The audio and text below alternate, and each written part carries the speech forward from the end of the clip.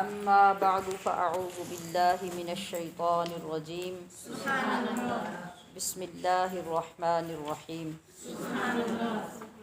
اقترب للناس حسابهم وهم فی غفلة معرضون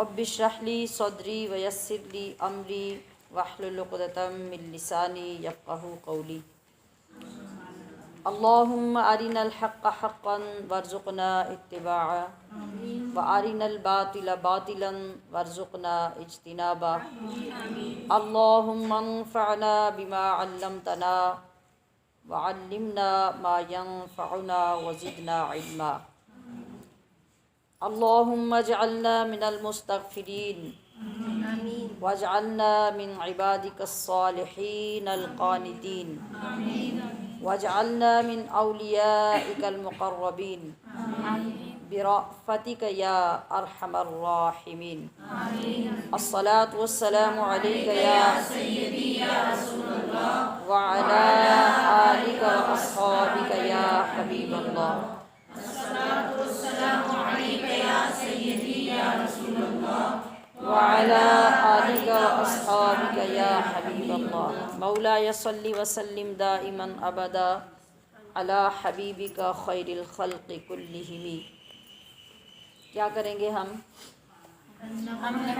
قرآنی دنیا کو سنا دیں گے، ہر فرد کو ہم اس کا دیوانہ بنا دیں گے انشاءاللہ. ہم نغمہ قرآنی دنیا کو سنا دیں گے، ہر فرد کو ہم اس کا دیوانہ بنا دیں گے. پارہ نمبر 17 یعنی ہمارے اس نورانی سفر کا 17واں اسٹیشن. سیر چل رہی ہے نا، قرآن کا سفر ہو رہا ہے. کیا نام ہے ہمارے پروگرام کا؟ سفر قرآن فی رمضان. یعنی رمضان کے مہینے میں قرآن کا سفر، قرآن کی سیر ہو رہی ہے، اور آج ہم پہنچے ہیں اس کے 17ویں اسٹیشن پر، جس میں ہماری سیر ہوگی 17 مناظر کی. مطلب 17ویں اسٹیشن پر آگے دیکھنے والے منظر بھی 17 ہیں، یعنی اس پارے میں 17 رکوع ہیں. آغاز ہو رہا ہے سورۃ الانبیاء سے. یہ مکی سورت ہے، اس میں 112 آیات ہیں، 7 رکوع ہیں. انبیاء نبی کی جمع ہے. نبی کون ہوتا ہے؟ جو غیب کی خبریں دیتا ہے. یعنی اللہ پاک جس سے نبوت اور رسالت عطا کرتا ہے، پھر اللہ کے حکم سے جو شخص غیب کی خبریں دیتا ہے، جو نبوت کے منصب پہ فائز ہوتا ہے، اس کو نبی کہتے ہیں. اور ایسی خبریں دینے والے زیادہ ہوں تو ان کو انبیاء کہتے ہیں. تو اس سورت کا نام کیا ہوا؟ سورۃ الانبیاء. وجہ کیا ہے کہ اس سورہ مبارکہ میں بہت سے انبیاء کا ایک ساتھ ذکر ہوا ہے. پیچھے بھی صورتوں میں ذکر ہوتے رہے ہیں، لیکن سیدھا سیدھا ایک کا، دوسرے کا، تیسرے کا. یہاں آگے پیچھے بہت سے انبیاء کا ذکر اس صورت میں آ رہا ہے. اس مناسبت سے اس کو یہ نام دیا گیا. رکوع نمبر 1، اس میں بیان فرمایا گیا ہے کہ لوگوں کے حساب کا وقت قریب آ گیا، مگر یہ لوگ انبیاء کا مذاق اڑانے میں لگے ہیں. حساب قریب آنے کے وقت کا کیا مطلب ہے؟ کہ قیامت قریب آ رہی ہے. اور قرب قیامت کا ذکر تو حضور نبی اکرم صلی اللہ علیہ وسلم کی زبان اقدس سے تواتر کے ساتھ اس دور میں ہوتا رہا جس میں آپ جلوہ گر تھے. اور اگر ہم گنتی کریں تو اب سے 1450 سال پیچھے کی بات ہے، مگر وہ ایسی ہولناک چیز ہے، ایسی زبردست چیز ہے قیامت. آپ علیہ الصلاۃ والسلام اس وقت بھی جب ذکر فرماتے تو صحابہ اکرام کی حالت خوف اور دہشت سے ایسی ہوتی کہ جیسے ابھی سامنے قیامت کو دیکھ رہے ہیں، اور 1450 سال گزرنے کے بعد آج صبح سے لے کے شام تک 1001 بار ہم قیامت کا ذکر سنیں تو ہمارے دل ڈرتے نہیں ہیں۔ تو اللہ تبارک و تعالیٰ نے اس صورت کا، اس پارے کا ذکر ہی اس سے شروع فرمایا کہ قیامت اور اس کی تیاری کی طرف توجہ دلانے کے لیے ابتدا میں ہی یہ حکم آیا اور یہ آیت کریمہ آئی کہ لوگوں کے حساب اور کتاب کا وقت قریب آ رہا ہے، لیکن وَهُمْ فِي غَفْلَةٍ مُعْرِضُونَ، وہ غفلتوں میں پڑے ہیں، انہیں فکر ہی نہیں، کوئی ٹینشن ہی نہیں۔ اور جب بھی اللہ کی طرف سے ان کی ہدایت کے لیے کوئی قرآنی آیت اترتی ہے تو یہ لوگ اسے مذاق میں ٹال دیتے ہیں اور کہتے ہیں کہ تمہیں قرآن سنانے والا تمہارے جیسا ہی بشر ہے۔ وہی پیچھے سے جو بات چلی آ رہی ہے، یعنی انکار کس بات کا تھا، ضد کس بات کی تھی کہ ایک بشر کو نبی کیوں بنایا، کوئی فرشتہ کیوں نہیں آیا، یا کوئی شہزادہ اور امیر کبیر رئیس کا کوئی بیٹا جو ہے وہ امیر کیوں نہیں بنایا گیا نبی۔ کیا کہتے کہ جادو کر دیتا ہے یا پھر بدخوابی کی باتیں کرتا ہے، یعنی بہکی بہکی۔ قرآن اس نے خود گھڑ لیا ہے، بلکہ یہ کوئی شاعرانہ کلام ہے جسے یہ جوڑ کر لے آیا ہے۔ اگر سچا ہوتا تو کوئی معجزہ دکھاتا، جیسے پہلے نبی معجزات دکھاتے رہے۔ تو پہلے نبیوں کے معجزات سے ان کی قوموں نے کوئی فیض حاصل نہیں کیا، جس کی بنا پہ وہ ہلاک ہوتے رہے، یہ اللہ فرما رہا ہے۔ تو کیا اب اگر معجزات آ جائیں گے تو یہ لوگ ایمان لے آئیں گے؟ پہلے نبی بھی تو بشر ہی تھے اور ان پر بھی تو وحی اتاری گئی تھی۔ ہم نے انہیں کوئی ایسے جسم میں تو نہیں بنایا تھا جنہیں کھانے پینے کی حاجت نہ ہوتی۔ ہم نے انہیں بھی ہدایت کے لیے کتابیں دیں، اور ان کتابوں میں ان کا یعنی ہمارے محبوب کا تذکرہ موجود ہے۔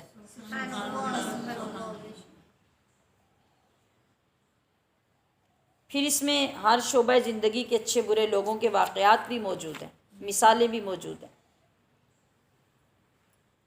ان کے ضمن میں یہ اپنا تذکرہ بھی اس کتاب میں تلاش کر سکتے ہیں، یعنی یہود و نصارہ کی باتیں بھی ہم کتاب میں پڑھ رہے ہیں نا، اشارات، کہ ان کے ذکر بھی، ان کی ہدایت کے ذکر یا ان کے عذاب کے ذکر، نافرمانی، فرما برداری، ہر چیز کا ذکر قرآن مجید میں۔ یہ ہم قرآن ہی تو پڑھ رہے ہیں اور قرآن کے ترجمے میں ہم ان کی باتیں پڑھ رہے ہیں۔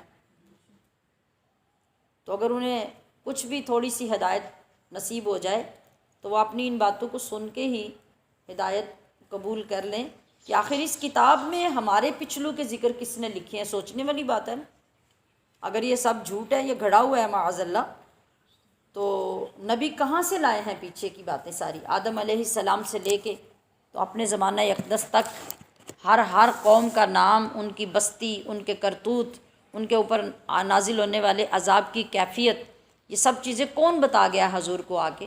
کبھی انسان تھوڑی سی عقل رکھنے والا سوچتا تو صحیح، مگر ان کی سوچ تو کام ہی نہیں کرتی۔ جو بندہ اللہ اور اس کے نبیوں سے مخالفت مول لیتا ہے اور ان کی ضد پہ آ کے کھڑے ہوتا ہے تو پھر ان کی عقلیں ٹھکانے تھوڑی رہتی ہیں۔ رکوع نمبر 2 میں ارشاد ہوا کہ اگر اللہ کے علاوہ اور معبود ہوتے نا، جس طرح یہ کہتے ہیں کہ یہ سارے بت ہمارے معبود ہیں، کبھی سورج ہمارا معبود ہے تو کبھی چاند معبود ہے، کبھی ستارے معبود ہیں، تو اللہ فرما رہا ہے کہ اگر ایسا ہوتا کہ اور معبود ہوتے تو پھر نظام کائنات تباہ ہو جاتا۔ اس کی مثال دی گئی کہ جیسے ایک چیز ہو اور اس کے 2 دعوے دار ہوں، ایک کہے کہ یہ میری ہے، دوسرا کہ یہ میری ہے، ایک اسے اپنی طرف کھینچے، دوسرا اپنی طرف کھینچے، تو کیا ہوگا؟ تو مثال دی گئی کہ اگر دو معبود ہوتے، ایک معبود اپنی طرف زمین کو کھینچتا، دوسرا اپنی طرف، ایک آسمان کو اپنی طرف کھینچتا، دوسرا اپنی طرف، تو کیا بچتا؟ یہ نظام چل سکتا؟ نہیں۔ دو پارٹیاں ہماری اسمبلی میں بیٹھتی ہیں نا، ایک اپوزیشن اور ایک حکومت، تو کیا دیکھتے ہیں آپ لوگ ہر روز؟ کیا تماشا ہوتا ہے؟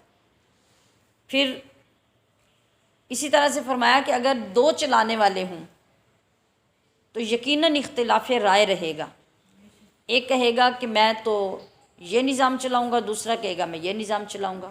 تو اگر دو خدا یا دو معبود ہوتے تو پھر وہ بھی یہ کہتے، ایک کہتا میں یوں چلاؤں گا، دوسرا کہتا میں یوں چلاؤں گا، ایک کہتا میں سورج ادھر سے چڑھاؤں گا، دوسرا کہتا میں ادھر سے چڑھاؤں گا،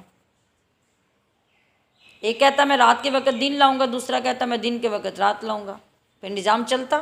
یہ بات اس رکوع میں اللہ پاک نے مثال سے سمجھائی کہ ذرا عقل سے سوچو، دماغ سے سوچو، تو فیصلہ کیا ہوگا کہ معبود ایک ہی ہے، اللہ ایک ہی ہے، خالق ایک ہی ہے، اور وہی سارے نظام کو، ساری کائنات کو چلا رہا ہے۔ اس لیے ہر چیز سموتھلی چل رہی ہے، اس کے اندر کوئی خلل اندازی نہیں ہو رہی، کوئی خرابی نہیں ہو رہی، جس طرح رب چاہتا ہے ویسے چلا رہا ہے۔ کبھی ایسا نہیں ہوا کہ درمیان آسمان کے آ کے سورج کھڑا ہو جائے کہ اب دوسرے کی رائے آ رہی ہے کہ اب 6 گھنٹے ادھر ہی رہنا ہے، آگے نہیں چلنا، رات نہیں ہونی چاہیے اپنے ٹائم پہ، دن نہیں آگے بڑھنا چاہیے۔ کبھی ایسا ہوا؟ جب سے سورج پیدا ہوا تب سے وہ اسی انداز سے چل رہا ہے، اسی انداز سے رات آ رہی ہے، اسی انداز سے دن آ رہا ہے۔ تو یہ کس بات کی دلیل ہے؟ یہ بین دلیل ہے اس بات کی کہ کائنات کا خالق اور کائنات کا معبود ایک ہے۔ اور رکوع نمبر 3 میں تخلیق کائنات کے سلسلے کا بیان کیا گیا۔ فرمایا کہ یہ لوگ غور کیوں نہیں کرتے؟ آسمان اور زمین کا خام مادہ ایک ہی تھا، میٹیریل، ہم نے ان کو الگ الگ کیا، زمین اور آسمان کو الگ الگ کیا، آسمان کو اوپر لے گئے، زمین کو نیچے رکھا، پھر آسمان اور زمین دونوں بالکل بند، جیسے ایک شیٹ ہوتی ہے، ایک دیوار ہوتی ہے، اس طرح بالکل بند تھے، ان کے اندر کوئی سوراخ، کوئی راستہ نہیں تھا کہ نہ تو بارش برس سکتی تھی اوپر سے اور نہ زمین کے اندر سے کوئی چیز اگ سکتی تھی، وہ اس طرح بالکل تختے کی مانند تھے۔ تو اللہ پاک فرماتا ہے کہ ہم نے آسمان سے بارش برسائی اور ہم نے زمین سے پودے اور درخت اگائے، تو کیا ان کی عقلیں اب بھی کام نہیں کرتی؟ پھر دن رات کا نظام، پھر سورج اور چاند اپنے دائرے میں، اپنے ٹائم میں یہ چکر لگاتے ہیں، پھر پہاڑ، پھر ان کے درمیان انسانوں کا آنا جانا، پہاڑوں کے اندر انسانوں کا نقل و حمل، ان کے راستے، ان کا سامان اٹھا کے منتقل ہونا، کیا یہ اللہ کی قدرت کے مظاہر نہیں؟ یہ لوگ کہتے ہیں کہ محمد صلی اللہ علیہ وسلم کی موت پر ان کا پیغام ختم ہو کے رہ جائے گا، جیسا کہ سورۃ انا اعطیناک الکوثر جو نازل ہوئی، اس سے پہلے کیا تھا موقف ان کا کہ آپ کے صاحبزادے جب بچپن میں ہی دنیا سے پردہ کر گئے تو دنیاوی دستور کے مطابق انہوں نے کہا کہ وہ اولاد تو رہی نہیں اور نام تو چلتا ہے بیٹوں سے، تو بیٹا تو بچا کوئی نہیں، تو یہ اپنے آپ کو وہ تسلیاں دیتے، سردار جب بیٹھتے نا تو آپس میں ایک دوسرے کو تسلیاں دیتے کہ تسلی رکھو، کتنا عرصہ چل لے گا اسلام؟ یہی کوئی 2 4 8 10 سال، نام و نشان تو ختم ہو گیا، اب پیچھے کون ہے چلانے والا؟ یعنی مذکر اولاد بیٹے تو ہیں نہیں ہیں جس سے نسل چلے گی تو اسلام کو لے کے چلیں گے۔ تو اللہ تبارک و تعالیٰ نے ارشاد فرمایا کہ یہ سوچتے ہیں، کیا میری قدرت کو وہ ایسا سمجھتے ہیں؟ ان نشانی اکا ہول ابتر، کہ جو میرے محبوب کا دشمن ہے نا، جس کے ڈھیروں بیٹے ہیں، ڈھیروں پوتے ہیں، وہ بے نشان ہوگا، وہ اوتر نہ خطر ہوگا، وہ ابتر ہوگا، میرے محبوب کا نام ابتر نہیں ہو سکتا۔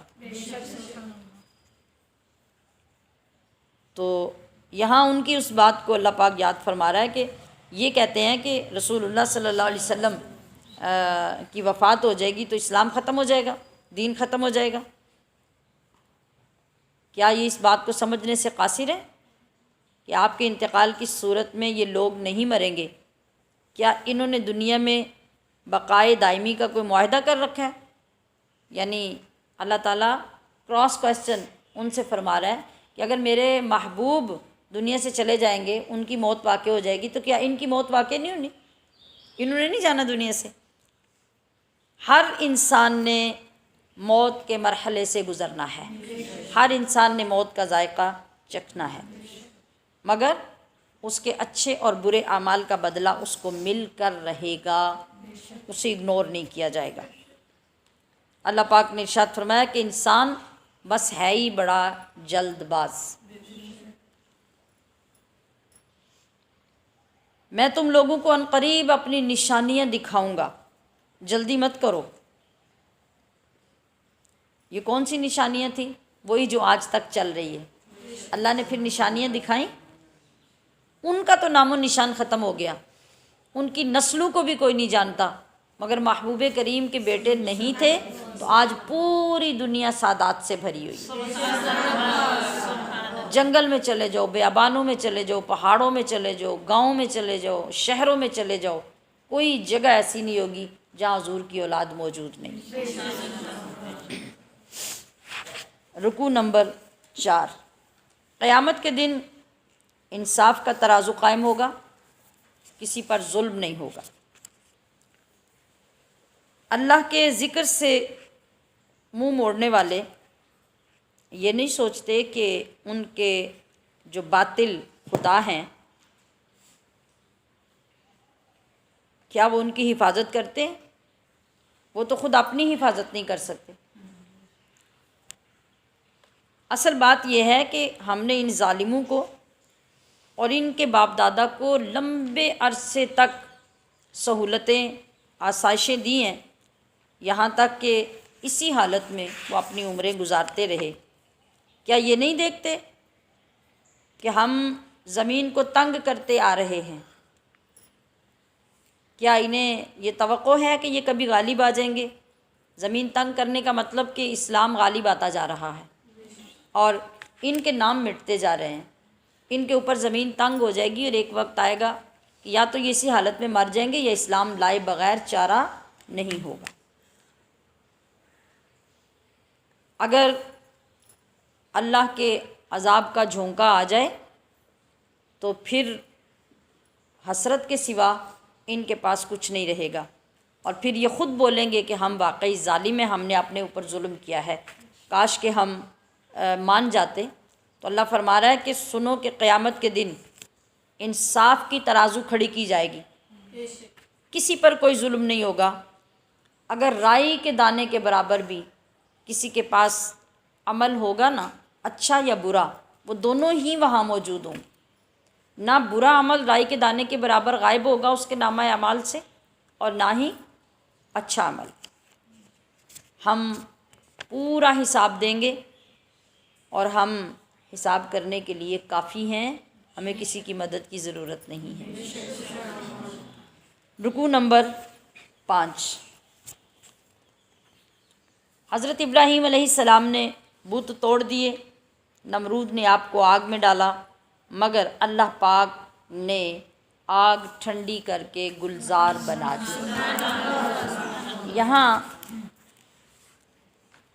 یہ ذکر اس رکوع میں کیا جا رہا ہے۔ پیچھے بھی ہم نے پڑھا تھا کہ حضرت ابراہیم نے اپنی قوم کو لاجواب کرنے کے لیے ستاروں کو دیکھا، کہا کہ یہ میرے خدا ہیں، پھر ان کے اگینسٹ دلیل لائے، پھر چاند کو دیکھا، پھر سورج کو دیکھا۔ اب جو حضرت ابراہیم کا چچا تھا آزر، وہ بت بنا کے بیچا کرتا تھا، یہ اس کا پیشہ تھا۔ قرآن پاک میں لفظ ابی ہی استعمال کیا گیا ہے، مگر وہ حقیقت میں آپ کے باپ، حقیقی باپ نہیں بلکہ چچا، جیسے بعض اوقات چچا کو بھی کہہ دیا جاتا ہے کہ یہ بھی باپ کی طرح ہے، تو اس طرح وہ لفظ یہاں جو استعمال ہوا۔ کیوں؟ قاعدہ یہ ہے کہ کسی بھی نبی کے آباء و اجداد میں، یعنی باپ اور ماں جو حقیقی ایک سلسلہ نسب ہے اس میں کوئی بھی نہ مشرک ہو سکتا ہے نہ بت پرست ہو سکتا ہے۔ اللہ تعالیٰ نے نبیوں کے سلسلے کو آدم علیہ السلام سے لے کے رسول اللہ صلی اللہ علیہ وسلم تک پاک اور ستھرا رکھا ہے۔ ان میں کوئی بھی ایسا شخص آپ کے نسب میں نہیں آتا جس نے کبھی شرک کیا ہو یا بت پرستی کی ہو۔ تو اس لیے یہاں آپ کے اس لفظ سے آبی کا لفظ جو ہے اس سے مراد آپ کے سگے باپ نہیں ہے۔ آپ کے سگے باپ کا نام تاریخ تھا، تے الف تا رے خے، اور یہاں جو بات ہے یہ آذر کی بات ہے۔ یہ آذر جو ہے یہ چچا ان کے رشتے میں لگتے تھے۔ تو وہ کیا کرتا تھا کہ وہ بت بناتا تھا، یعنی مختلف پتھروں کے، لکڑی کے، جس طرح آج بھی جو کارپینٹر اور یہ ہوتے ہیں ترخان یہ چیزیں مختلف بناتے ہیں، تو اس طرح وہ بت بنا کے بازار میں فروخت کرتا تھا۔ تو آپ نے کئی مرتبہ اس کے پاس سے گزرتے ہوئے اس کو روکا، اسی طرح سے اس سے سوال کیے، جواب مانگے کہ یہ سارے باطل راستے ہیں اور یہ حق کا راستہ نہیں ہے، اور یہ معبود اور خدا نہیں ہو سکتے، تم لوگ ایک خدا کی طرف آؤ، اس کو مانو، اس کی عبادت کرو۔ لیکن وہ لوگ تو اس طرف آنے کے لیے تیار نہیں تھے۔ اب جب کئی مرتبہ آپ نے ان لوگوں کو سمجھایا اور وہ لوگ نہیں سمجھتے تھے، تو ایک دن ایسا ہوا کہ سال کے بعد ان کی قوم کا ایک بڑا مشہور اور بڑے وسیع پیمانے پہ میلہ لگا کرتا تھا۔ تو اس دن وہ اپنے بتوں پہ بڑے بڑی قسم کے چڑھاوے چڑھاتے، شاندار قسم کے کھانے اور مختلف چیزیں، اور وہ ساری رکھ کے خود پھر وہ آبادی سے باہر نکل جاتے میلے کے لیے۔ جب وہ واپس آتے تو وہ جو چڑھاوے چڑھائے ہوتے ان کو اٹھا کے پھر کھاتے، پھر جشن مناتے، پھر ناچتے کودتے، وہ بڑا کچھ ان کا ہوتا۔ تو ان لوگوں نے حضرت ابراہیم کو دعوت دی، کہا کہ آپ چلیں ہمارے ساتھ میلے پہ، آپ دیکھیں کہ ہمارا جو مذہب ہے وہ کتنا اعلیٰ ہے، کیسا موج میلہ، کیسی مستی ہے، آپ چل کے دیکھیں تو آپ کو پتہ چلے۔ آپ نے ان کی دعوت قبول کی۔ قبول کرنے کے بعد آپ جب ساتھ نکلے، تھوڑا سا آبادی سے باہر نکل کے، آپ نے فرمایا کہ میری صحت، میری طبیعت ٹھیک نہیں ہے، لہٰذا میں آگے اس سے زیادہ آپ کے ساتھ نہیں جا سکتا، اور اس عذر کے ساتھ آپ واپس تشریف لے آئے۔ وہ جو بہت بڑا بت خانہ انہوں نے بنا رکھا تھا، آپ بستی ساری تو خالی تھی، لوگ تو سارے میلے پہ چلے گئے تھے، آپ اس بت خانے میں تشریف لے گئے۔ آپ نے کلہاڑا لیا، جتنے بت تھے ان کو کلہاڑے کے ساتھ ٹکڑے ٹکڑے کر کے، چور چور کر کے، توڑ کے، تو اس بت خانے میں ایک بہت بڑا ہیوی قسم کا بت تھا۔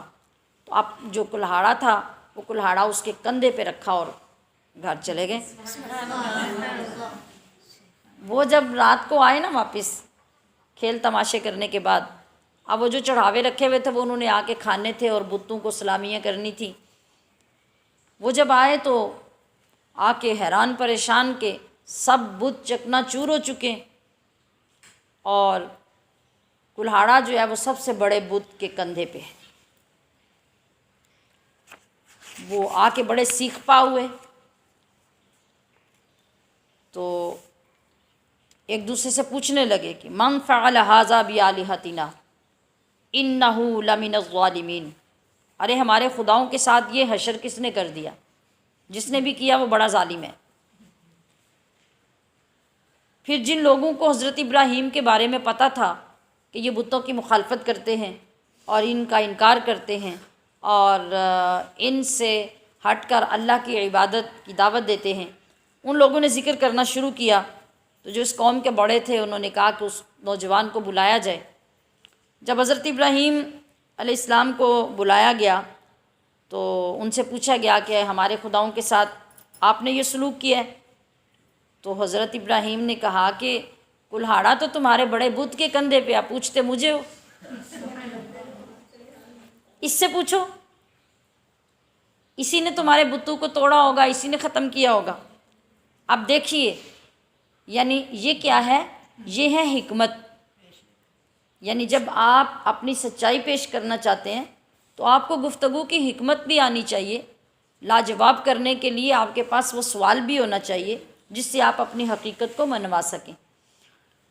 تو جب آپ نے یہ کہا نا تو یہ کہنے کا مطلب ہی یہ تھا کہ اب قوم لاجواب ہو گئی، شرمندہ بھی ہوئی، مگر جو بے حیا بندہ اور ڈھیٹ بندہ ہو جاتا ہے نا وہ شرمندہ ہو کے بھی نہیں ہوتا، وہ پھر بھی انتقامی کارروائی کے لیے تیار ہوتا ہے۔ تو کہنے لگے کہ کیسی بات کرتے ہو، کیا ہم اس سے پوچھیں کہ تم نے یہ کیا یا ہمارے بتوں کے ساتھ کس نے کیا؟ یہ بت تو بول ہی نہیں سکتے، یہ تو جواب ہی نہیں دے سکتے۔ تو پھر حضرت ابراہیم علیہ السلام نے آگے سے یہ جواب دیا کہ افتعبدون من دون اللہ ما لا ينفعکم شیئا ولا یضرکم، تو پھر تم ان کی پوجا کرتے ہو جو نہ تمہیں نفع دے سکتے ہیں نہ تمہیں نقصان دے سکتے ہیں، ان کو خدا مانتے ہو۔ اف لکم، اف ہے تم پر، افسوس ہے تم پر، تمہاری بے عقلی پر۔ وَلِمَا تَعْبُدُونَ مِن دُونِ اللَّهِ، اور ان پر بھی جن کی تم عبادت کرتے ہو۔ افلا تعقلون، کچھ تو عقل کی بات کرو۔ کبھی خدا بھی وہ ہو سکتا ہے جو نہ نفع دے سکے نہ نقصان، نہ بول سکے نہ اچھی بات کہہ سکے نہ بری بات کہہ سکے۔ آپ کی حق گوئی کی بات سن کے وہ نادم تو ہوئے، شرمندہ تو ہوئے، مگر وہ شور مچانے لگے، طوفان کھڑا کر دیا، چلا چلا کے اپنے ساتھی قوم کے بڑے بڑے جو ان کے تھے نوجوان اور بدمعاش ان کو بلانے لگے اور انہیں کہتے تھے اور تو کچھ ہو نہیں سکتا، حرقوہ، اس نوجوان کو جلا دو، وانصروا آلہتکم ان کنتم فاعلین، یہ وقت ہے اگر کچھ کر سکتے ہو تو اگلا لفظ غور سے سنیں، اگر تم کچھ کر سکتے ہو تو اپنے خداؤں کی اس وقت مدد کرو۔ اور خداؤں کی مدد کیا ہے کہ جس نوجوان نے ہمارے خداؤں کے ساتھ یہ کیا اس کو جلا ڈالو۔ چنانچہ اجتماعی طور پہ یہ مشاورت ہوئی کہ ایسی سزا دی جائے اس نوجوان کو کہ پھر رہتی دنیا تک کوئی دوبارہ ہمارے خلاف کوئی قدم نہ اٹھا سکے اور ہمارے خداؤں کو برا بھلا نہ کہہ سکے۔ پھر جو مشاورتیں ہوئیں، وزیر مشیر اکٹھے ہوئے اور یہ طے پا گیا کہ بہت بڑا الاؤ تیار کیا جائے آگ کا چیخا اور اس کے اندر ابراہیم کو ڈال کر جلا دیا جائے۔ اب کئی دن کئی مہینے لگ گئے، دن رات لکڑیاں جمع کرنے، اور اتنا بڑا وہ الاؤ تیار کیا گیا کہ اب اس کے اندر ابراہیم علیہ السلام کو پھینکنا ایک مسئلہ بن گیا کہ وہ اتنی ہائٹ تھی اور جب آگ لگی تو اتنی آگ تھی کہ وہ خود ہی کوئی قریب نہیں جا سکتا تھا کہ انہیں اٹھا کے آگ کے اندر پھینکتے۔ وہ پہلا وقت تھا جب یہ سارے سر پکڑ کے بیٹھ گئے کہ اب ہم نے الاؤ تو بنا لیا، اب ان کو پھینکیں کیسے؟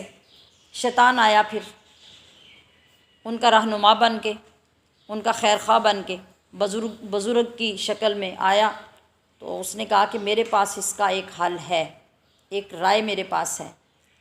تو انہوں نے کہا کہ بتاؤ کیا رائے ہے؟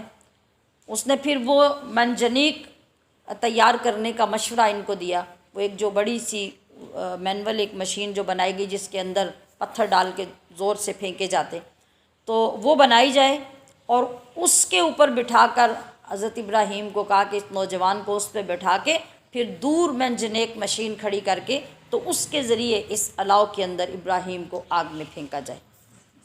ادھر تو یہ مشورے ہو رہے تھے اور ادھر رب کریم کا دل نواز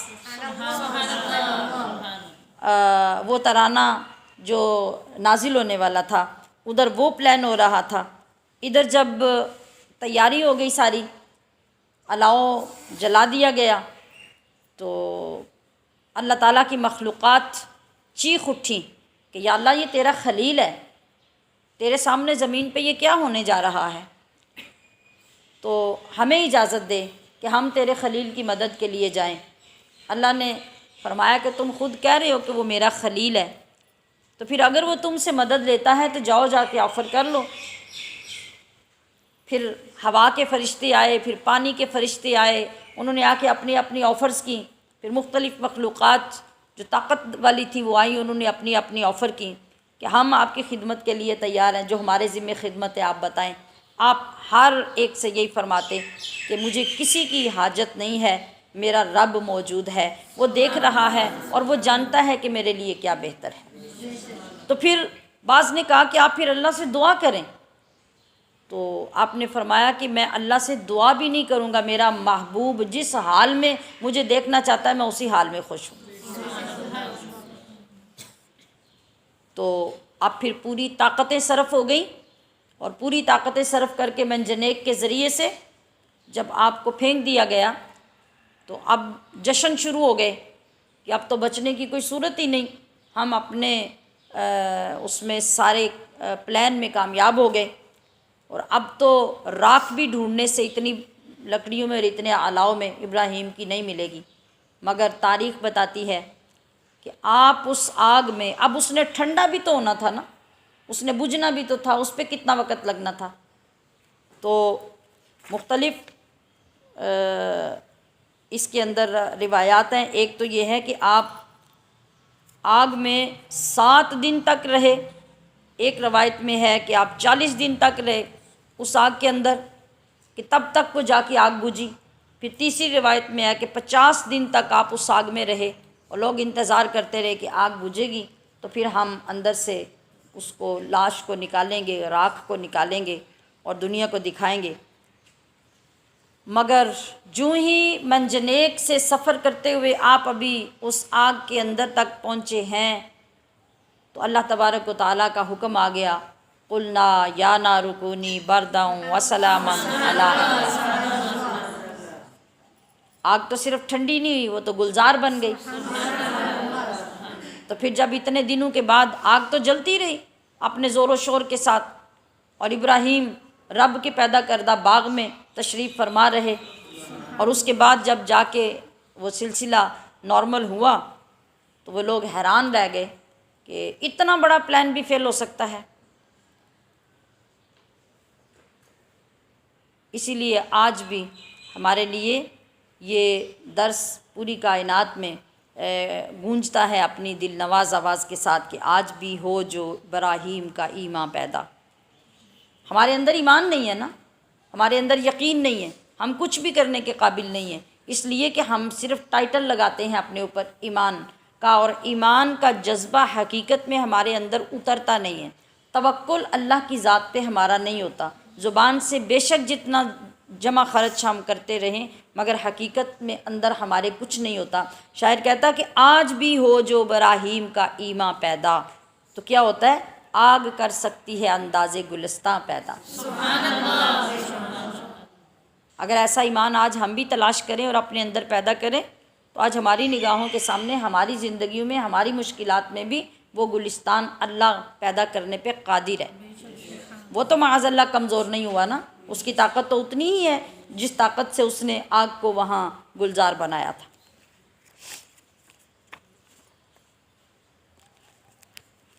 تو رکوع نمبر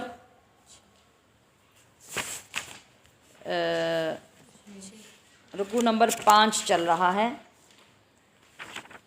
جی، اور اس کے بعد آگے رکوع نمبر 6۔ اس رکوع میں متعدد انبیاء کرام علیہم السلام کے حالات پے در پے بیان ہوئے۔ ارشاد ہوتا ہے کہ ہم نے نوح علیہ السلام کی دعا قبول کی اور ان کو مشکلات سے نجات دی، اور جو ان کے نہ ماننے والے تھے ان کو بدترین عذاب میں مبتلا کر کے رہتی دنیا تک نشان عبرت بنا دیا۔ پھر اس کے بعد حضرت داؤد علیہ السلام کا ذکر آتا ہے۔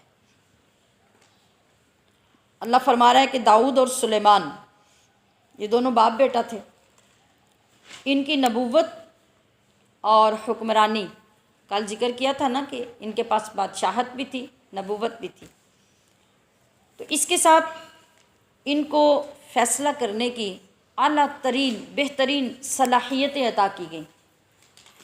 پھر ان کو معجزات عطا کیے گئے، داؤد علیہ السلام کے ہاتھ میں اللہ پاک نے یہ معجزہ دیا کہ جس طرح ایک معمولی سی شاخ یا کوئی بھی ربڑ کی چیز ہو جس کے اندر لچک ہو، فلیکسیبل ہو، تو آپ اس کو جدھر چاہیں موڑ کے شکلیں بنا لیتے ہیں، اور لوہے کی ایک معمولی سی تار بھی ہو تو آپ کا سارا زور لگ جاتا ہے، آپ اس کو موڑیں بھی تو پھر بھی وہ دوبارہ سے سیدھی ہو جاتی ہے، جب تک آپ کے پاس کوئی اوزار نہیں ہوتے، کوئی ہتھوڑی نہیں ہوتی، پلاس نہیں ہوتا، آپ زور لگا کے اس کو ایک جگہ پہ فکس نہیں کرتے۔ مگر داؤد علیہ السلام کو اللہ نے یہ معجزہ عطا کیا کہ جس طرح ایک باریک ربڑ کی چیز جو لچک والی ہے، وہ آپ جدھر اس سے موڑیں اور ٹھہرا لیں وہ ٹھہر جاتی ہے۔ سخت سے سخت لوہا آپ کے ہاتھ میں آتا تو وہ اس طرح مڑتا جاتا، موو ہوتا جاتا، اور جو شکل آپ چاہتے اس سے بنا لیتے۔ تو کاروبار آپ کا کیا تھا کہ آپ وہ لوہے کی زرہ کیا ہوتی ہے؟ جو جنگوں میں لوگ لوہے کا لباس پہنتے تھے جس سے اپنے آپ کو سیو رکھتے تھے حملے سے، تو وہ لباس آپ اپنے ہاتھ سے لوہے کو موڑ کر بنایا کرتے۔ یہ آپ کا کاروبار تھا، اور یہ معجزہ اللہ پاک نے آپ کے ہاتھ میں دیا۔ تو جس سے پتہ چلا کہ اللہ کے نبی بھی، یعنی دنیا میں سب سے بڑھ کر جو قابل تعظیم اور قابل احترام شخصیات ہیں، اور جن کو اللہ نے وہ عہدے عطا کیے جو کائنات میں نبی کے بعد کسی اور کے پاس عہدہ نہیں ہوتا، مگر اس کے باوجود وہ اپنی گزر بسر کے لیے اپنے بزنس، اپنے کام، اپنی ایک جو مزدوری اور جو کمائی کا ذریعہ تھا حلال طریقے سے وہ کرتے، اور پھر اپنا پیٹ پالنے کا انتظام کرتے، جس سے کیا سکھایا کہ سب سے بڑی اہمیت جو ہے وہ حلال کمائی کی ہے۔ اور آپ جس مقام پر بھی ہوں، آپ کو فکر اس بات کی ہونی چاہیے کہ آپ حلال کمائی کیسے کما سکتے ہیں، اور آپ کا جتنا بڑا بھی عہدہ ہو، حلال کمائی کمانے میں آپ کو کوئی آر محسوس نہیں ہونی چاہیے۔ کہ جب اللہ کے نبیوں نے یہ کیا، اللہ کے نبیوں نے بکریاں بھی چرائیں، اللہ کے نبیوں نے مزدوریاں بھی کیں۔ حضرت موسیٰ علیہ السلام کا کل آپ نے ذکر سنا کہ شعیب علیہ السلام کے پاس کیا حق مہر مقرر ہوا؟ 7 سال بکریاں چرانا، اور 3 سال ایکسٹینڈ کیے گئے، 10 سال انہوں نے بکریاں چرائیں۔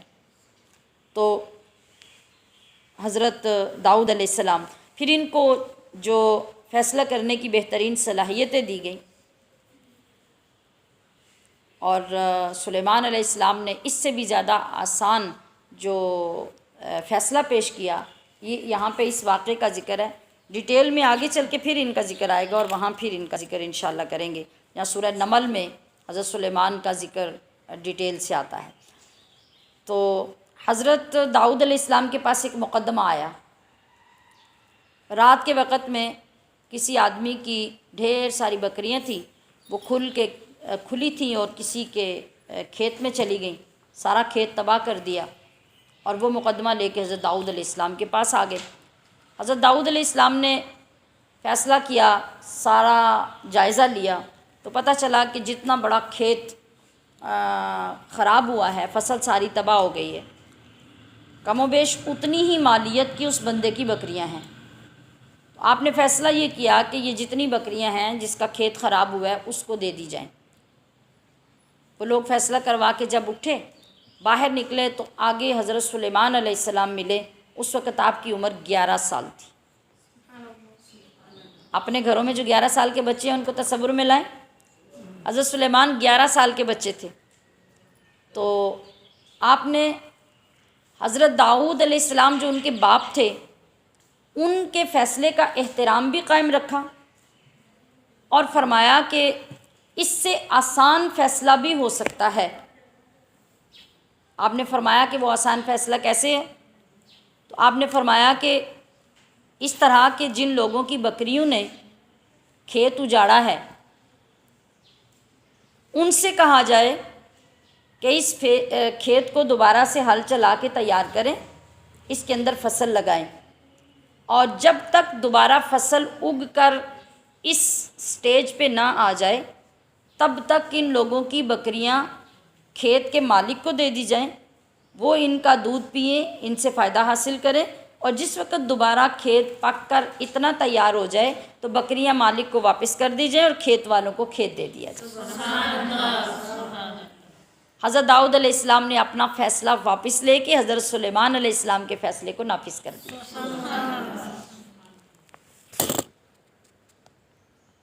اور اس کے بعد اسی رکوع میں آگے حضرت ایوب علیہ السلام کی بیماری کا ذکر ہوتا ہے۔ حضرت ایوب کے بارے میں بھی کچھ نہ کچھ تو سبھی لوگ جانتے ہیں، اور آپ کے صبر کے نسبت سے آپ کا نام جانا جاتا ہے۔ صبر ایوب ساری دنیا میں مشہور ہے۔ یہ صبر آپ نے کب کیا؟ اللہ تبارک و تعالیٰ نے آپ کو نہایت حسین و جمیل بنایا تھا، اور نبی تو سارے ہی خوبصورت ہوتے ہیں، لیکن جب کسی نبی کا خاص طور پہ ذکر ہوتا ہے تو یقیناً وہ غیر معمولی طور پہ بہت ساری چیزوں میں منفرد ہوتا ہے۔ 7 بیٹے 7 بیٹیاں، بے شمار جانور، ہزاروں کی تعداد میں گائیں، اونٹ، بیل، بکریاں، شاندار قسم کے گھر، کھیتیاں، باغات، بے پناہ نعمتیں اللہ نے آپ کو عطا فرمائی تھی۔ اللہ پاک نے آزمائش کا فیصلہ کیا، اور باری باری کیا ہوا، مکان گرے، بچے نیچے آئے، وہ سب کے سب مر گئے، پھر کھیتیاں تباہ ہو گئیں، باغ تباہ ہو گئے، ایک ایک ایک ایک کر کے ہر چیز ختم ہو گئی۔ اس کے بعد پھر آپ کے جسم پر بیماری ظاہر ہوئی، سارے جسم پہ چھالے چھالے سے بن گئے، اور اب تمام رشتہ دار، عزیز، احباب سب چھوڑ گئے سوائے آپ کی بیوی کے۔ آپ کی بیوی جو حضرت یوسف علیہ السلام کی پوتی تھی وہ آپ کے نکاح میں تھی، اور ان کا نام رحمت تھا، رحمت بی بی۔ وہ بس آپ کی خدمت کرتی، باقی سب لوگ آپ کو چھوڑ گئے۔ سال ہا سال تک آپ کا یہی حال رہا، مگر اللہ کے محبوب نبی تھے، کبھی زندگی میں اتنے لمبے عرصے میں معمولی شکوہ تک زبان پہ نہیں آیا، بدل بھی اللہ سے مانگنے کے لیے دعا نہیں کی، بس صبر کیا صبر کیا صبر کیا۔ بیماری بھی بڑھتی گئی، آزمائشیں بڑھتی گئیں، ہر چیز ختم ہو گئی۔ اللہ پاک درجات بڑھاتا رہا، اور پھر ایک لمبا عرصہ گزرا، پھر اللہ پاک نے الہام فرمایا، آپ کی طرف حکم آیا کہ آپ اس طریقے سے میری بارگاہ میں دعا کریں۔ آپ نے دعا کی کہ رب انی مسنی الضر وانت ارحم الراحمین، اے میرے رب مجھے تکلیف پہنچ گئی ہے، اور تو تمام مہربانوں سے بڑھ کر مہربان ہے۔ بس یہ 4 لفظ تھے جو اللہ نے اپنے نبی کو سکھائے، اور آپ نے یہی دعا کی۔ جب یہ دعا کی، آپ اپنے صبر کے امتحان میں کامیاب ہوئے، اللہ نے یہ دعا قبول کی، اور پھر فرمایا کہ اے ایوب، جس جگہ پہ تم بیٹھے ہو اس پہ اپنا پیر مارو، ارکض برجلک، اپنی ایڑی زمین پہ مارو، ھذا مغتسل بارد وشراب، تو تمہاری ایڑی مارتے ہی ایک دم تم دیکھو گے کہ ٹھنڈا چشمہ جو نہانے کے اور پانی پینے کے کام آئے گا۔ تو آپ نے ایسا کیا، ایڑی ماری تو یکدم ایڑی مارتے ہی ٹھنڈے پانی کا چشمہ جاری ہو گیا، آپ نے اس میں غسل کیا، آپ بالکل روح بصحت ہو گئے، آپ نے اس کا پانی پیا، آپ سیراب ہو گئے۔ پھر اللہ نے فرمایا کہ وَوَهَبْنَا لَهُ أَهْلَهُ، پھر ہم نے ایوب کو اس کے گھر والے لوٹا دیے، عطا کیے، اور وَمِثْلَهُمْ مَعَهُمْ، جتنا کچھ ایوب کا پہلے تھا اس کے برابر ہم نے دگنا کر کے اس کو عطا کیا۔ کیسے؟ رحمتم منا وذکری لأولی الالباب، یہ خالص ہم نے اپنی رحمت کے ساتھ عطا کیا، اور اس لیے کہ عقل مندوں کو نصیحت حاصل ہو جائے کہ ہم صبر کرنے والوں کو جب اجر دیتے ہیں تو پھر کتنا اجر دیتے ہیں۔ جب انسان صبر کے امتحان میں کامیاب ہوتا ہے تو پھر اس کو واپس اتنا نہیں ملتا، پھر رب جتنے درجے چاہتا ہے اتنے بڑھا کر عطا فرماتا ہے۔ پھر اللہ فرماتا ہے کہ وَخُذْ بِيَدِكَ ضِغْثًا فَاضْرِب بِّهِ وَلَا تَحْنَثْ إِنَّا وَجَدْنَاهُ صَابِرًا نِعْمَ الْعَبْدُ إِنَّهُ أَوَّابٌ۔ جب بیماری کے عرصے میں ایک مرتبہ آپ نے اپنی زوجہ حضرت رحمت کو آواز دی تو وہ کسی کام میں مصروف تھی تو انہیں پہنچنے میں تھوڑا سا وقت لگ گیا، تو آپ چونکہ بیمار بھی تھے، آپ نے اس وقت کہا کہ جب میں ٹھیک ہو جاؤں تو تمہیں 100 درے ماروں گا کہ تم نے میری آواز پہ تاخیر کی اور جلدی نہیں پہنچی۔ تو جب آپ ٹھیک ہو گئے تو اللہ تبارک و تعالیٰ نے اپنے اس نبی کو یہاں تک نرمی کرنے کے لیے حکم نازل فرمایا کہ اے میرے نبی، تیری قسم بھی نہ ٹوٹے، تو جھوٹا بھی نہ ہو اور میری بندی پر زیادتی بھی نہ ہو۔ وہ تو تیری خدمت گار اس وقت رہی ہے جب سب تجھے چھوڑ گئے تھے، تو اب اس کا حیلہ کیا ہے کہ 100 تنکوں والا ایک جھاڑو لے لو اور اس کو ایک مرتبہ ہماری بندی کو مار دو، تمہاری قسم پوری ہو جائے گی۔ اب دیکھیے کہ اس کا ذکر بھی قرآن کریم میں رب کریم فرما رہا ہے۔ تو اس طرح اللہ پاک نے حضرت ایوب کو اس امتحان میں کامیابی بھی دی اور نعمتوں سے بھی نوازا۔ پھر روایات میں آتا ہے کہ اللہ تبارک و تعالیٰ نے فرمایا کہ یہاں سے 40 قدم چل کے آگے جاؤ، تو آپ جب 40 قدم چل کے گئے آپ نے فرمایا کہ دوبارہ اپنی ایڑی زمین پہ مارو، اور جب آپ نے دوبارہ ایڑی ماری، پہلے چشمے سے پانی پینے سے آپ کا جسم ٹھیک ہوا اور دوسرے چشمے سے جب پانی نکلا تو اللہ پاک نے آپ کو پینے کا حکم دیا، تو پھر آپ کے اندر اور باہر کو اللہ پاک نے اپنے نور سے بھر دیا۔ اب اس کے بعد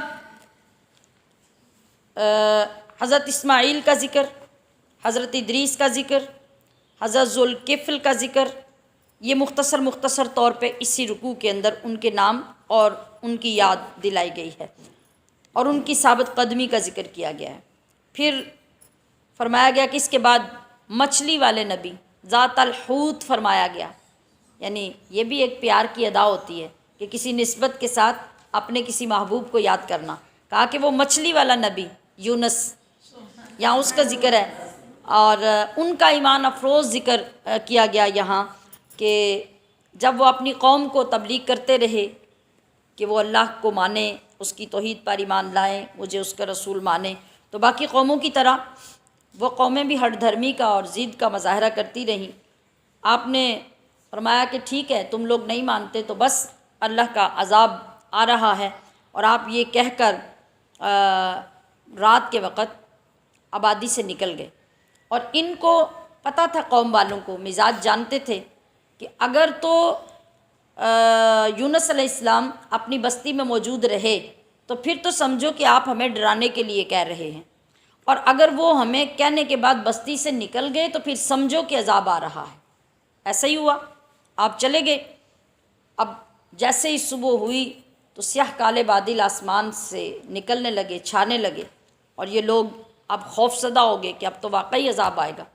لیکن عذاب آنے کے بعد اللہ کا طریقہ یہ ہے کہ وہ پھر اس کے بعد توبہ قبول نہیں کرتا، لیکن اس قوم پہ اللہ نے خاص فضل کیا جس وجہ سے ان کا ذکر ہوا کہ عذاب دیکھنے کے بعد اب اس قوم کو فکر ہوئی، یہ رونے پیٹنے لگے، انہوں نے اپنے لباس اتار کے پرانے لباس پہن لیے، اپنے جانوروں کو، اپنے مویشیوں کو، اپنے بچوں کو، سب کو نکال کر جنگل کی طرف نکلے اور وہاں جا کے رونا دھونا، آہ و زاری اور سچے دل سے رب سے توبہ کی کہ یا اللہ ہمیں معاف کر دے، ہم اس کے بعد تیرے نبی کی نافرمانی نہیں کریں گے۔ تو اللہ فرماتا ہے کہ ہم نے یونس کی قوم پہ احسان کیا کہ ان کو بخش دیا، ان کا گناہ معاف کر دیا اور عذاب ہم نے واپس کر دیا، ان کے اوپر عذاب نازل نہیں کیا۔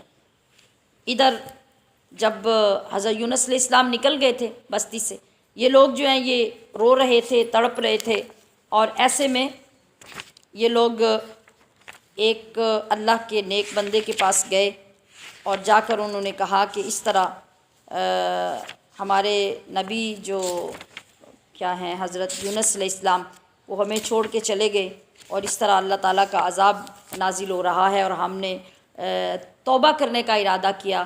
انہوں نے انہیں ایک دعا بتائی کہ آپ یہ دعا کریں، اللہ پاک عذاب دور کر دے گا۔ ان لوگوں نے دعا پڑھی تو اللہ پاک نے عذاب دور کر دیا، اب جب حضرت یونس علیہ السلام واپس جب پلٹے، آپ نے اپنی آبادی کی طرف رجوع کیا، دور نکل گئے تھے جنگل میں، تو دیکھا کہ آبادی تو قائم ہے اور اس پہ تو کوئی عذاب نہیں آیا، حالانکہ اللہ کا وعدہ تھا عذاب آئے گا۔ تو آپ نے یہ سوچا کہ اب میں تو ان لوگوں کو کہہ کے آیا تھا کہ عذاب آ رہا ہے اور اب عذاب نہیں آیا، تو اب میں واپس جاؤں گا آبادی میں تو میں شرمندہ ہوں گا لوگوں کے سامنے۔ آپ وہاں سے واپس پلٹ کے سمندر کی طرف چلے گئے، سمندر میں کشتی دوسری طرف جا رہی تھی، آپ اس کشتی پہ بیٹھ کے کہ میں اب اس بستی میں نہیں جاؤں گا۔ جب آپ کشتی پہ بیٹھے تو درمیان سمندر کے جا کے کشتی کھڑی ہو گئی، اور اس وقت کے لوگوں کا عقیدہ یہ تھا کہ کشتی چلتے ہوئے رکا نہیں کرتی تھی، اگر رکتی تھی تو اس وقت کہ جب کوئی کشتی کے اندر اپنے مالک کا بھاگا ہوا غلام بیٹھتا تو کشتی آگے نہیں چلتی تھی۔ اب ان لوگوں نے کہا کہ ہماری کشتی میں کون ہے؟ انہوں نے دیکھا کہ کوئی بھی بندہ ایسا نہیں تھا جو دیکھنے سے لگتا ہو کہ یہ کوئی اس طرح کا نافرمان ہوگا، تو سب سوچ بچار میں پڑ گئے کہ کس کو ایسی بات کہیں۔ اب ایک دم سے تو کسی شریف بندے کو یہ نہیں کہا جا سکتا، تو وہ سوچ میں پڑ گئے۔ تو خود حضرت یونس علیہ السلام بولے، کہا کہ میں اپنے رب کا بھاگا ہوا غلام ہوں، میں بھاگا ہوں اپنے رب سے، لہٰذا مجھے تم اٹھا کے پھینک دو۔ جب تک اس کو سمندر میں پھینکا نہیں جاتا کشتی چلتی نہیں تھی، تو لوگ ہچکچا رہے تھے کہ اللہ کے نبی ہیں اور ان کو ہم سمندر میں کیسے پھینکیں۔ باہر کیف اب کشتی کو آگے لے جانا تھا، لہٰذا انہوں نے اٹھا کے آپ کو سمندر میں ڈالا۔ اللہ کا جو حکم آگے تیار تھا اس کے مطابق وہ مچھلی کشتی کے قریب پہنچ چکی تھی جس نے آپ کو اپنے پیٹ میں لینا تھا۔ کشتی کا منہ کھلا، آپ کو جب سمندر میں ڈالا گیا کشتی نے آپ کو اپنے اندر نگل لیا، مچھلی نے آپ کو اپنے اندر نگل لیا اور آپ اس مچھلی کے پیٹ میں چلے گئے۔ پھر وہاں اس مچھلی کے پیٹ میں روایات کے مطابق 40 دن تک وہ مچھلی لے کے آپ کو پھرتی رہی، اور آپ اس میں اپنے رب کو پھر پکارتے رہے کن الفاظ کے ساتھ؟ لا الہ الا انت سبحانک انی کنت من الظالمین، کہ اے اللہ تیرے سوا کوئی معبود نہیں، بے شک میں ہی قصورواروں میں سے ہوں۔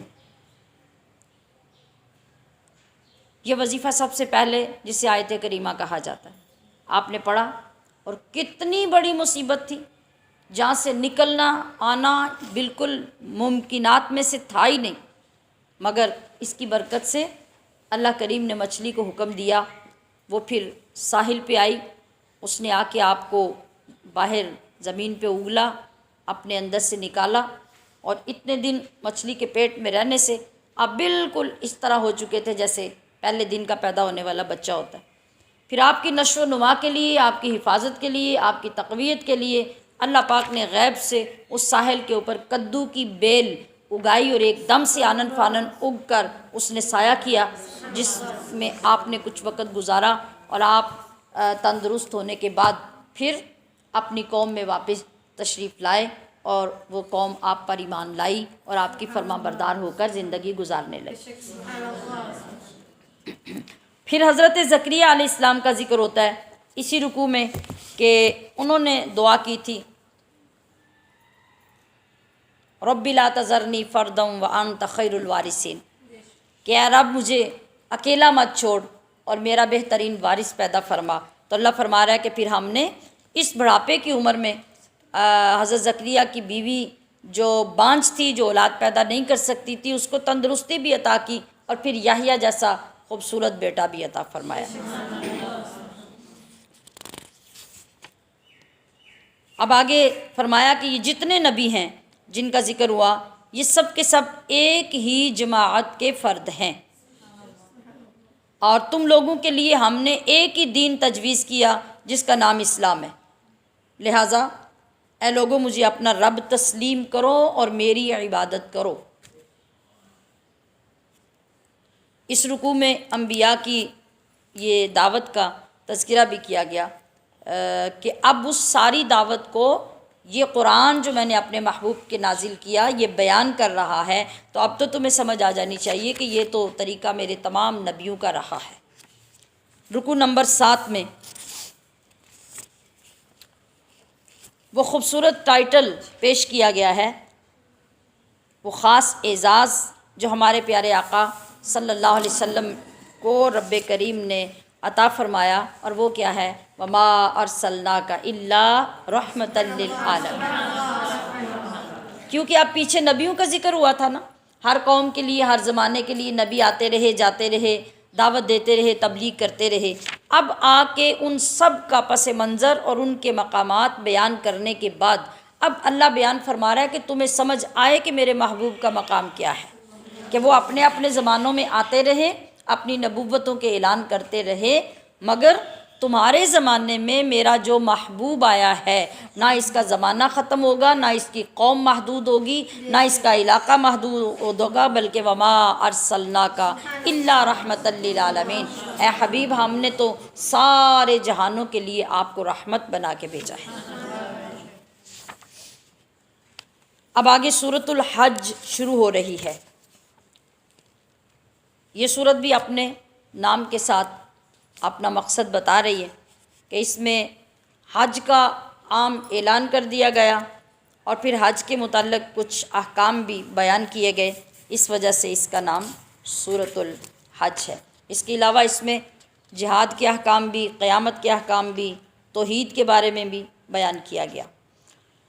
تو اس سورت کے آغاز میں ہی بتایا گیا کہ قیامت کو اتنا آسان مت لو، قیامت صرف بولنے اور سننے والی چیز نہیں ہے، بلکہ قیامت ایک بہت بڑے زلزلے کے طور پہ برپا ہونے والی ہے۔ قیامت جب آئے گی تو کیسا زلزلہ آئے گا؟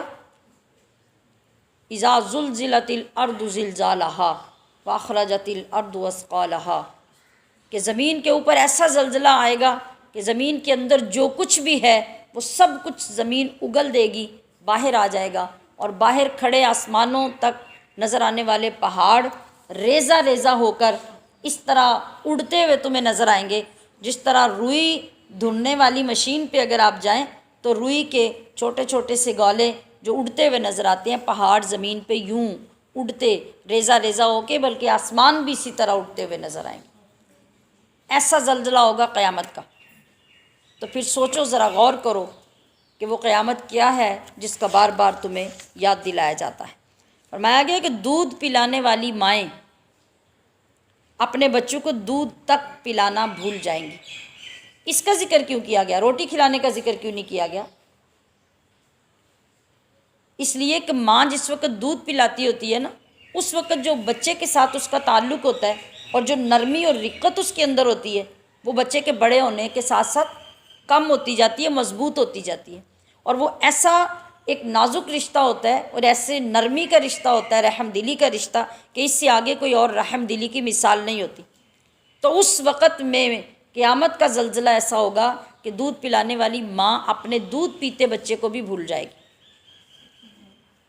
اور جن ماؤں کو حمل ہوں گے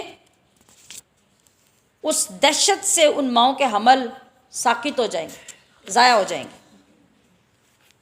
تو فرمایا گیا کہ مرنے کے بعد دوبارہ زندہ ہونا برحق ہے۔ اپنی پیدائش پہ ہر بندہ اگر غور کرے تو اس کو یہ عقیدہ اچھی طرح سمجھ آ جاتا ہے کہ جو رب مٹی سے، نطفے سے، پھر نطفے کے لوتھڑے سے، پھر گوشت کے ٹکڑے سے، ماں کے رحم میں ایک انسان بنا سکتا ہے، تو وہ اس پورے انسان کو مارنے کے بعد دوبارہ پیدا کرنے پہ قدرت نہیں رکھتا۔ رکوع نمبر 9 میں بتایا گیا کہ وہ لوگ جو بغیر علم کے اللہ کے متعلق جھگڑا کرتے ہیں اور دین میں آزمائش کا وقت آ جائے تو پھر منہ پھیر لیتے ہیں، روح گردانی کرتے ہیں، ان کو یہاں پہ متنبہ کیا گیا کہ اللہ کی عبادت کرتے ہوئے اگر خیر رہے تو مطمئن رہتے ہیں، پریشانی آ جائے، قربانی دینی پڑے تو پھر فوراً منہ موڑ لیتے ہیں۔ تو ہر چیز، سورج، چاند، ستارے، پہاڑ، درخت، جانور اور جو بھی مخلوق ہے وہ سب کی سب اللہ کی بندگی کرتی ہے، تو پھر انہیں بھی اس کی سمجھ آنی چاہیے کہ یہ اللہ ہی کے ہاتھ میں ہے، وہ جسے چاہتا ہے عزت عطا کرتا ہے، جسے چاہتا ہے ذلت عطا فرماتا ہے۔ رکوع نمبر 10 میں اہل ایمان کو آخرت کی جزا اور مسجد حرام کے تقدس کے بارے میں بتایا گیا ہے کہ یہ جو نافرمان لوگ ہیں، ان کے مقابلے میں جو ایمان لانے والے لوگ ہیں، انہیں جنت کے اعلیٰ ترین پوشاکیں اور اعلیٰ ترین لباس عطا کیے جائیں گے۔ اور دوسری طرف جو کافر ہیں، جو اللہ کے راستے سے روکتے ہیں اور مسجد حرام کی زیارت کرنے سے روکتے ہیں، وہ مسجد جس کو تمام عالم کے لیے بنایا گیا ہے، جس میں مقامی باشندے ہوں یا باہر سے آنے والے لوگ ہوں، سب کے حقوق برابر ہیں، تو ایسا کرنے والے یقیناً سزا کے مستحق ہیں۔ یہ وہ کفار عرب کرتے تھے نا، یہ کہ مسجد کے اندر کعبے میں جانے سے، وہاں جا کے نمازیں پڑھنے سے مسلمانوں کو روکتے تھے، تو یہ ان کو سرزنش کی گئی ہے۔ رکوع نمبر 11 میں حج کا اعلان کیا گیا اور شعائر اللہ، شعائر نشانیوں کو کہا جاتا ہے، یعنی اللہ کی جو نشانیاں ہیں ان کا ذکر کیا گیا۔ یعنی حضرت ابراہیم نے کعبے کو تعمیر کیا، ان کا یہ شاندار کارنامہ ذکر کیا گیا، اور نماز اور طواف کرنے والوں کے لیے اس گھر کو صاف کرنے کا ان کو حکم دیا گیا، اور لوگوں کو دنیا بھر سے کعبہ میں آنے، اس کی زیارت کرنے، اس کا حج کرنے کی دعوت دی گئی۔ وَأَذِّن فِي النَّاسِ بِالْحَجِّ، کہ آپ لوگوں کے اندر حج کا اعلان کر دیں، یعنی جس طرح اذان دی جاتی ہے، آواز پکاری جاتی ہے، اس طرح پکار دیں۔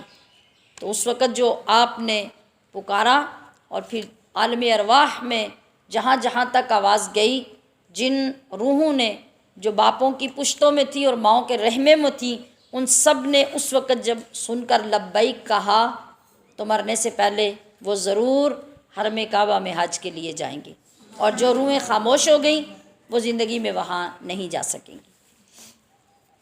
اور کہا گیا کہ شاعر اللہ کی تعظیم و تکریم کا حکم دیا جا رہا ہے، اور اس کو دل کے تقوی کی علامت قرار دیا گیا کہ جو بندہ اللہ کی نشانیوں کی تعظیم کرتا ہے وہ ہوتا ہے جس کے دل کے اندر تقوی ہے، اور اگر دل کا تقوی نہ ہو تو کوئی شخص اللہ کی نشانیوں کی تعظیم نہیں کر سکتا۔ رکوع نمبر 12 میں قربانی کے اصول بتائے گئے، اور بتایا گیا کہ قربانی کا مقصد کیا ہے، قربانی کیوں کی جاتی ہے۔ کہ قربانی کا جانور اللہ کے نام پہ ذبح کرنے کا حکم دیا گیا، اور نیک بندوں کی نشانی یہ ہے کہ وہ جتنا بڑا بھی کام کر لیں وہ پھر بھی عاجزی ہی کرتے ہیں، اللہ کے ذکر سے ان کے دل لرزتے رہتے ہیں، مصیبت پر وہ صبر کرتے ہیں، نمازیں قائم کرتے ہیں، اللہ کے دیے میں سے مسلسل خرچ کرتے رہتے ہیں۔ اور قربانی کے لیے فرمایا گیا کہ اس کے 3 حصے بناؤ، ایک حصہ اپنے لیے، ایک غریبوں کے لیے، مسکینوں کے لیے، اور تیسرا عزیز و اقارب کے لیے۔ اور یاد رکھو کہ تمہاری قربانیوں کا گوشت اور خون اللہ کو نہیں پہنچتا، تو کیا پہنچتا ہے؟ تمہارا تقوی۔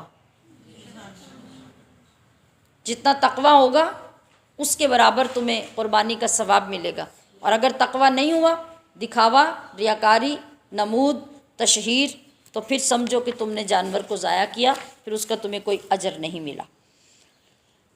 مسلمان حکمرانوں کے کیا فرائض ہوتے ہیں؟ رکوع نمبر 13 میں وہ ذکر کیے گئے۔